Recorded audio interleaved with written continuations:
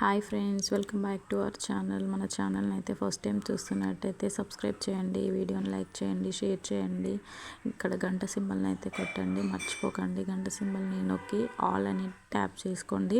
ఇక లేట్ చేయకుండా ప్రాసెస్లోకి వచ్చేద్దాం. నేనైతే గులాబ్ జామ్ చేశాను. గులాబ్ జామ్ని ఎందుకు చేశాను అంటే గులాబ్ జామ్ తినాలనిపించింది, సో గులాబ్ జామ్ చేశాను. గులాబ్ జామ్ పౌడర్ని అయితే హాఫే వేసుకున్నాను, నేను మొత్తం చేయలేదు. ఒక ప్యాకెట్లో తర్వాతనైతే కొన్ని బాదం ఉండే మా ఇంట్లో, బాదాం అండ్ పిస్తా అండ్ జీడిపప్పు. ఇక్కడైతే బాదాం పిస్తానే కట్ చేసి వేసేది చూపించాను. జీడిపప్పు అయితే తర్వాత వేసాను. తర్వాత కొన్ని వాటర్ అంటున్నాను తర్వాత కొన్ని పాలు తీసుకొని పిండిని అయితే మంచిగా కలుపుకున్నాను. బాదాం అండ్ పిస్తా అండ్ బాదాం అయితే ఫస్ట్ పిండిలో కలుపుకున్నాను, తర్వాతనే పాలు వేసుకున్నాను. తర్వాత పాలు వేసుకొని మొత్తం అంతా ఒక ముద్దలాగా చేసుకున్న తర్వాత కొంచెం నెయ్యి వేసి సాఫ్ట్గా మంచిగా కలుపుకున్న తర్వాత పిండిని అంతా పక్కన పెట్టేశాను. కొంచెం సేపు పిండి అంతా మంచిగా కలుపుకొని పక్కన పెట్టుకున్న తర్వాత ఒక 15 మినిట్స్ తర్వాత 15 మినిట్స్ కాదు, ఒక 10 మినిట్స్ తర్వాత పిండిని మళ్ళీ ఒకసారి అయితే ఇలా చేస్తూ చిన్న చిన్న ముద్దలుగా చేస్తూ దాంట్లో వేసుకున్నాను. ఇక్కడ నాకైతే ఎన్ని ముద్దలు వచ్చాయో చూడండి.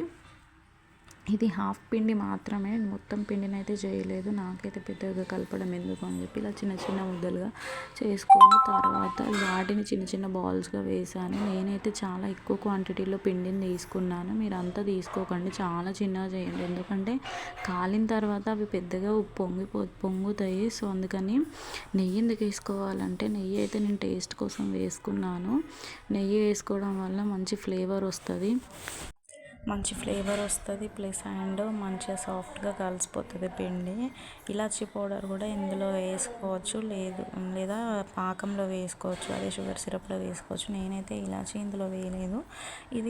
ఈ గులాబ్ జామున్ పొడిలో నెయ్యి వేయంగానే ఎంత మంచి వాసన వచ్చిందంటే చాలా మంచి వాసన వచ్చింది. నాకైతే ఒక 15 గులాబ్ జామ్స్ అయిపోయినాయి హాఫ్ పిండికి.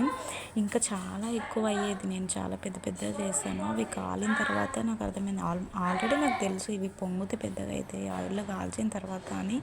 బట్ అనుకున్నాను కదా ఇవి చిన్న ఉన్నాయి కదా, పోనీలే పెద్దగానే ఉండనియ్యు అని అనుకున్నాను. మేము ఎక్కువ మంది లేము కదా, సో అందుకని అట్లా చేశాను. ఇంకో హాఫ్ పిండి ఉంది, అది మా ఆయన వచ్చాక మా ఆయనకు చేసి పెడదామని చెప్పి హాఫే చేసినాను. నేనైతే ఆయిల్ క్వాంటిటీ తక్కువ వేయడం వలన అవి అయితే కిందకి అంటుకున్నాయి గులాబ్ జామ్స్ ఎప్పుడు కానీ సిమ్లో పెట్టి కాల్చుకోవాలి, మంచిగా ఆయిల్లో డీప్ ఫ్రై చేసుకోవాలి. ఆయిల్లో డీప్ ఫ్రై అయ్యాక పక్కన తీసుకోవాలి. అవి డీప్ ఫ్రై అయ్యేలోపు మనం మీలో ఎవరైతే నాది విలాల వ్లాగ్స్ చూసారో, మీకు మల్లన్న దేవుని చరిత్ర కావాలి అని అంటే కామెంట్ చేయండి ఫ్రెండ్స్. ఇంకా ఏమైనా రెసిపీస్ కావాలంటే కూడా కామెంట్ చేయండి తప్పకుండా. నేను ప్రతి ఒక్క రెసిపీ మీరు పెట్టిన కామెంట్లో ఉన్న ప్రతి రెసిపీ నేను చేసి పెడతాను. ఇక ఇవన్నీ ఫ్రై అయ్యాక మంచిగా మనం షుగర్ సిరప్ ప్రిపేర్ చేసుకోవాలి. షుగర్ సిరప్ ఎట్లా అంటే లైక్ పాకం లాగానే పట్టాలి.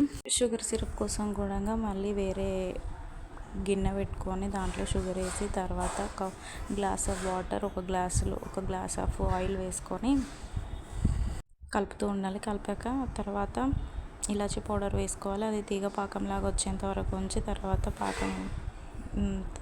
స్టవ్ ఆఫ్ చేసుకొని గులాబ్ జామ్స్ అన్నంలో వేసుకొని కాసేపు ఫ్రిడ్జ్లో పెట్టుకుంటే అవి అంతా చల్లగా అయిపోతాయి. చల్లగా అయిన తర్వాత మనం ఫ్రిడ్జ్లో నుంచి గులాబ్ జామున్ తీసి సర్వ్ చేసుకొని తింటే చాలా బాగుంటుంది. డీప్ ఫ్రిడ్జ్లో పెట్టుకునే వాళ్ళు పెట్టుకోవచ్చు, లేదు అని అంటే డైరెక్ట్గా అట్లానే తినొచ్చు. మేమైతే ఫ్రిడ్జ్లో పెడితే బాగుంటుంది అని చెప్పి పెట్టాను. Thanks for watching friends, please subscribe me.